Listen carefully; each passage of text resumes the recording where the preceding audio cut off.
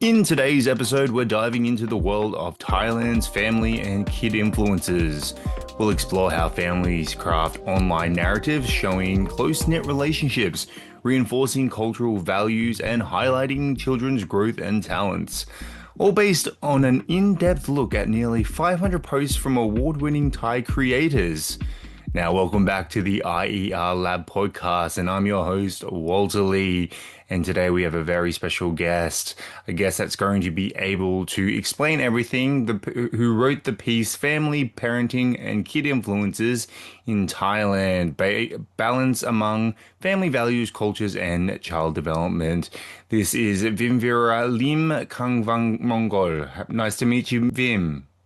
Nice to meet you. It's a pleasure to be here with you today. It's a pleasure to have you today. Now, we're going to get straight into it because we got questions to ask.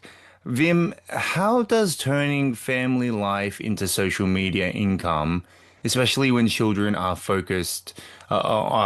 focus, change the way Thai society thinks about, let's say, parenting, especially privacy, and what child's online identity should be? Turning family life into income fundamentally reframes parenting as a visible, performative, and monetizable practice. In Thailand, where family intimacy has traditionally been private and rooted in collectivist values, family influencers make caregiving, discipline, and emotionally acts publicly observable and economically valuable. When children become central to content, their online identities are shaped not only by parents' values, but also by platform algorithms, audience expectations, and brand partnerships. Children are presented as loving, talented, resilient, and emotionally expressive. And those are qualities that align well with both Thai cultural ideals and commercial appeal. This shapes ideals of privacy. The moments that were once intimate, like discipline, illness, milestones, emotionally vulnerability, become normalized as shareable content. Thai society increasingly accepts this visibility because it is framed as good parenting, education, and opportunity building. However, this also raises questions about children's long-term digital footprints and whether their future selves will have agency over identities created for them in childhood. So, quick question. What is the age where children are allowed to go on social media? Do you know that in Thailand? Actually, I think like most of the children that their parents posted about them, shared their content, they were under 18. They are under 18. So they're Okay. minors, right? So I would say that with parents helping them, supporting them, and sharing their content on their behalf. So I think this is something like acceptable right now in Thailand. But I know that there might be a lot of people questioning about, oh, are you using your children to Mm. I would say to make money for you? Yeah. We could say that like in a simple word. But as I see the followers' comments, Mm. all of them have not criticized about that, but Mm. they would just see the content that, oh, they look lovely together. This is the role model. This is the family that I look up to. So those are comments that I have observed. So, as both celebrity and non-celebrity families become influencers, how does the blending of real family moments with, let's say, paid content affect people in Thailand and now expect good parenting and childhood to look like online? So, what's the differences between, something that's paid versus something that's genuine? Okay, this is a hard question. Because right now, as you see, everything seems to be blended very perfectly. And Hmm. it's the same as the content by family and children influencers. The blending of authentic seeming moments with sponsored content affects expectation by establishing a standardized and commercially validated formula for what constitutes a good family life online. Successful influencers use core narrative strategies that become the public benchmark for good parenting. The presence of paid content within these narratives means that the qualities of a good parent are tied to commercially endorsed values, which I have two main points. The first one is focusing on harmony and warmth. Parenting is expected to be constantly warm, caring, and supportive, reflecting the Thai value of collectivism.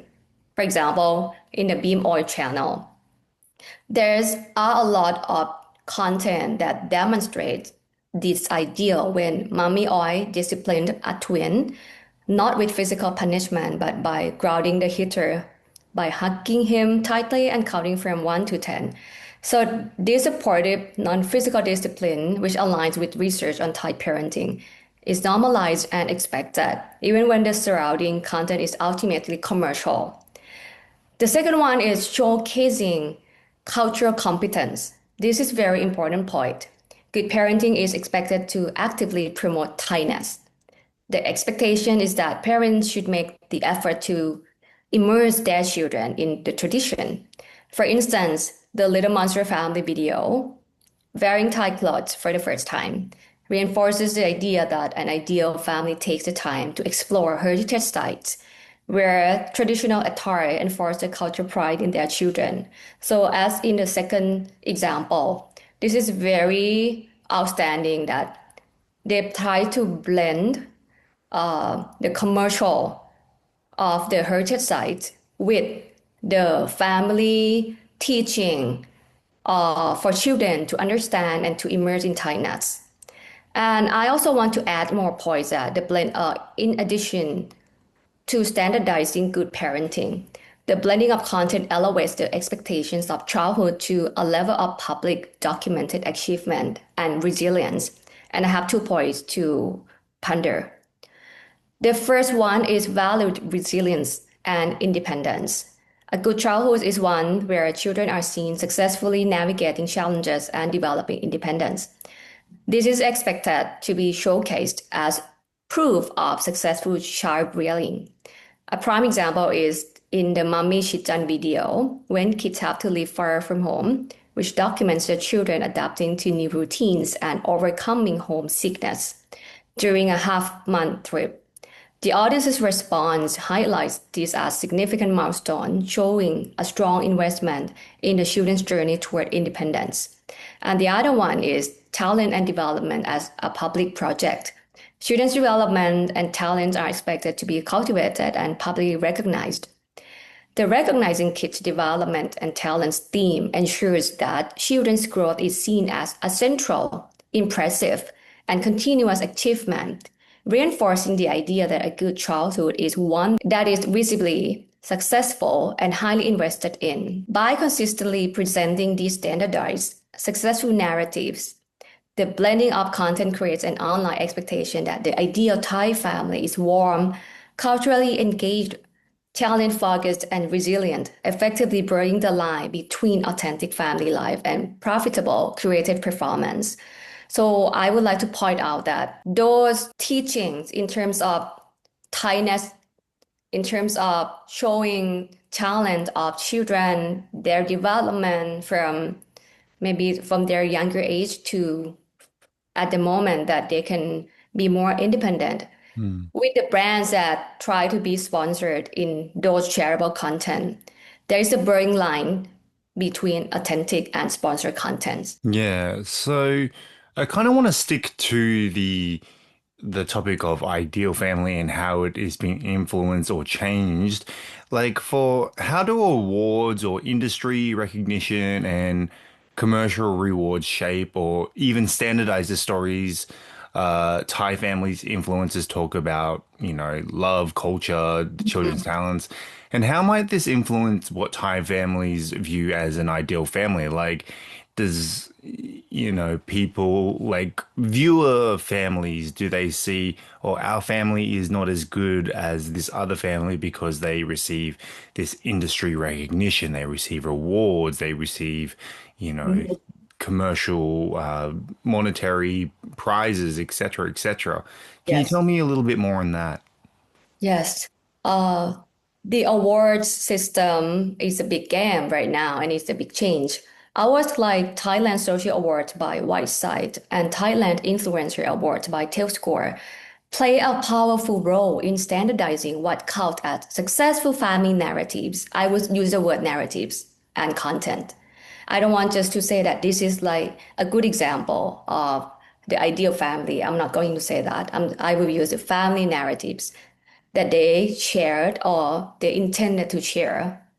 By recognizing specific themes, especially warm family bonds, cultural pride, children's development, these legitimize certain stories. Influencers learn which narratives are rewarded, for example, harmony over conflict, talent over struggle, cultural competence over ambiguity. And love is shown through affection and togetherness, culture through Thai clothing, temples and heritage sites, as well as children's achievements through visible progress, talent, and independence. This creates a feedback loop. Award recognition increases visibility, which attracts brands, and then further incentivizes influencers to reproduce these storylines again and again. Over time, these narratives become not just popular, but normative, shaping how audiences imagine the ideal Thai family. But get to your point, you point out about what about not ideal family in Hmm. real life? So the risk is that the diversity in family experiences, for example, in the cases of single parent households, economic struggles, disability or conflict becomes underrepresented. So making the ideal family from the family and children influencer appear narrower than real life. But I'm sure that these content are still inspiring for people, even though they are from single parent households. Yeah, so how do I idolize portrayals of harmony and closeness in channels like you mentioned before, the beam oil influence Thai society's expectations of what a family should look like? But most importantly, what do problems arise when these highly curated moments are seen as normal? Thank you for the question. Channels like Beam Oil strongly reinforce the idea that a good family is always loving, emotionally expressive, cooperative, and joyful because they have two twins. And that is like the special point, or I would say the strength point of their channel also because they have two twins. And these portrayals resonate deeply with Thai collectivist values, which emphasize harmony, respect, and interdependence. However, because these moments are highly curated, they can blur the line between representation and reality when audiences internalize these images as normal rather than exceptional. Everyday family conflict like stress, exhaustion, discipline, struggles may feel like personal failure. This can create emotion pressure, especially for parents who compare their private struggles to influencers' public perfection.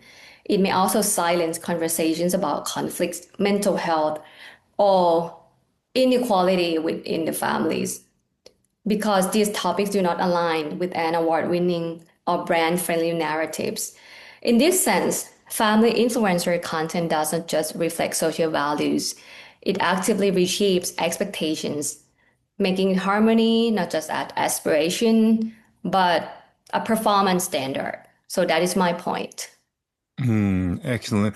There's so many more questions that I have to ask, but unfortunately, we've actually run out of time today. But Vim, is there anything that you would like to promote, including either future studies or current works that you're possibly doing? Because hopefully, I get to speak to you again sometime in the future on this podcast. I am currently working on a research project relating to virtual influencer.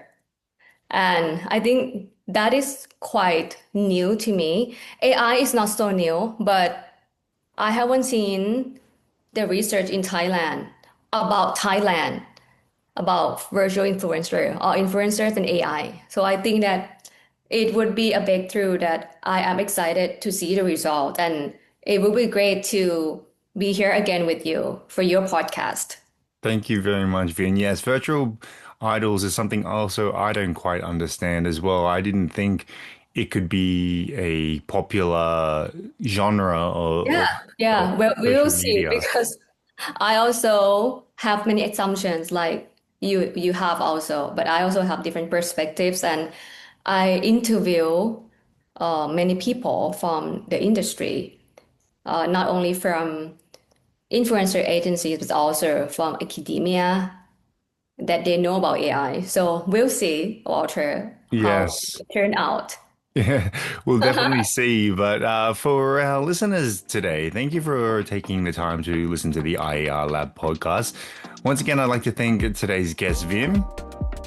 Thank you very much for having me today. Thank you very much. And until next time, this has been Walter Lee. You may click on your next adventure now.